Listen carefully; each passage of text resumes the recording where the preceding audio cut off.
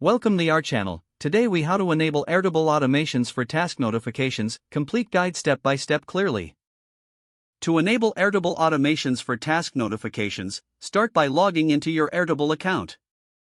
Choose the base where you want to set up automations. Navigate to the Automations tab located in the top toolbar. Click on the Create an Automation button to begin. You'll see a prompt asking you to choose a trigger. Select the trigger that best suits your need, such as when a record is created or when a record matches conditions. After selecting the trigger, configure it according to your workflow.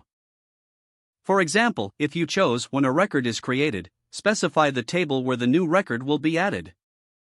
Next, define any additional conditions if necessary and click on Done. Now, you can select to send an email or use a service like Slack for notifications. If sending an email, input the recipient's email address in the provided field. Customize the subject line and message body to suit your notification needs. Make sure to use dynamic fields to pull in relevant information from your records. Once you've configured the message, click on Done to save your action. You can add additional actions if you want to perform more than one task when the trigger occurs. After setting up your actions, click on the toggle switch at the top right to enable the automation. Airtable will run a quick test to ensure everything is set up correctly. If everything is in order, you'll see a confirmation message. Finally, test your automation by creating or updating a record that meets your trigger criteria. Monitor your email or chosen notification app to confirm the notification is received. If adjustments are needed, revisit the automation settings for edits.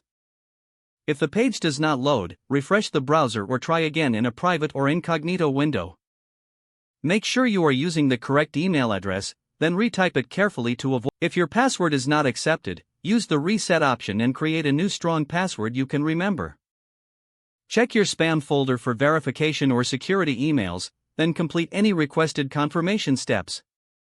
Enable two-factor authentication if available to improve account security and reduce unauthorized access risk. After signing in, review your profile details so your contact information and settings are accurate. And if you see an error message, note it down and try again after restarting your device and internet connection. Log out when you finish, especially on shared devices, to keep your account and payment information secure. Don't forget to like this video and subscribe to our channel for more step-by-step tech guides.